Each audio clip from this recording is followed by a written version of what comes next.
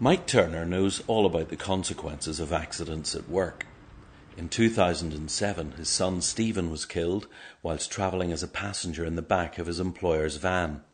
Stephen was just 23 years old. Stephen was a live wire. He was a joker of the pack. He was always funning and laughing, and he had a total enjoyment of life. I worked away a lot abroad, and I would get a phone call, top of Knockley, top of Fairhead, Ballypatrick Forest, Ballycastle Forest, and I'd say, what are you doing up there?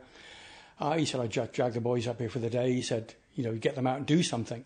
He could never sit still for 5 minutes. He always had to be out and about. As a son, he was a total joy to have. He was an absolute joy to have. All that came to a sad and tragic end 5 years ago. Yeah. What do you know about the accident? I was actually in England at the time, and I got a phone call from my sister-in-law, and to be told that 7:30 in the morning, my wife was sitting in a field with his head in her lap, saying how much she loved him, how much I loved him, how much his sisters loved him, and how much his brother loved him. Stroking his face, she said he still had roses in his cheeks, and he was just, the priest had been there and anointed him, and somebody had stopped behind the van. They saw what was happening because a couple of other cars skidded, and this car came towards him, and he saw the van skid, mount the bank, hit the tree. Unfortunately, where it hit the tree, such a massive impact, was exactly where Stephen was sat in the van. When the van came to a stop in the field, the boys all expected him to make some jokey comment, which is what he was. They opened the back of the van, and he was curled up in the fetal position on the floor.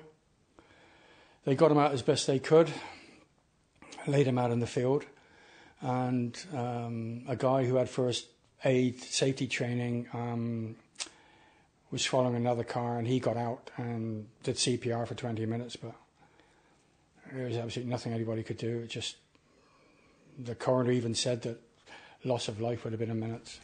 How did you feel about the employer at the time?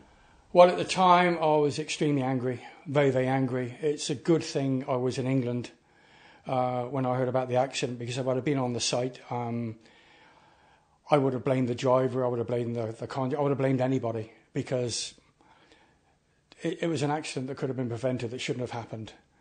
And when I think about him, God love him, sat in the back of that van in the dark when it happened, on his own, an avoidable accident at the end of the day. There's no other way of looking at it. It shouldn't have, no such thing as an accident. An accident is somebody's carelessness or somebody not doing what they're supposed to do. So I was very angry initially, yes.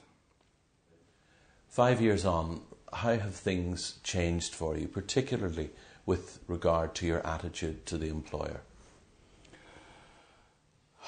I've since found out that at the time of the accident, he was in the process of getting vans with proper forward-facing seats and seatbelts. He was absolutely devastated with the accident, as I still am. Do you accept that most people involved in accidents really don't think it's going to happen to them? Of course they do.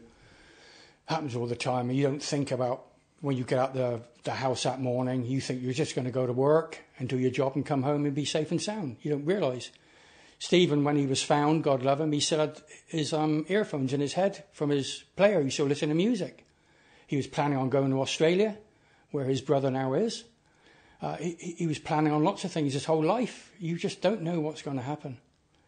Every time you get up, you have to just hope that precautions are taken, or there's safety in whatever you do to allow you to do your job safely and come home safely. Does time heal?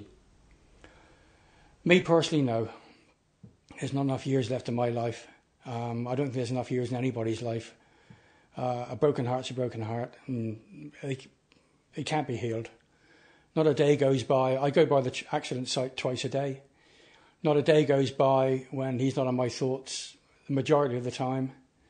I find it very hard to believe where all that energy and lust for life is just gone. I find it very, very hard to comprehend that. But I still get annoyed when I see these vans when I'm driving down the road, because I'm pretty confident that they're still being carried, people like this, even though the law's in place.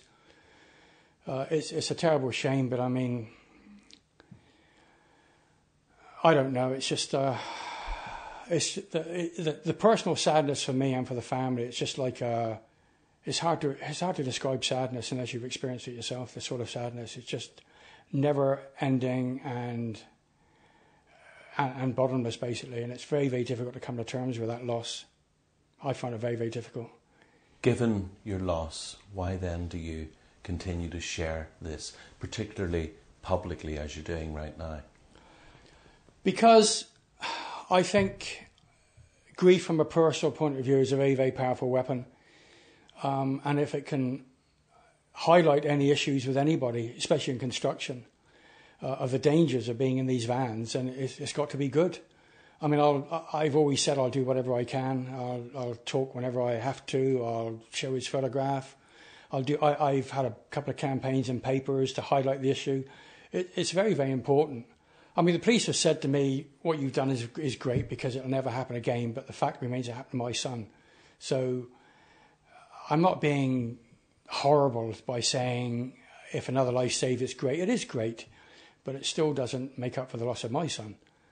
But it's a story that's got to be told because more people have got to be aware of the dangers of getting in these vans, which are still going on. Mike, thank you for sharing your story with NISG TV. You're very welcome.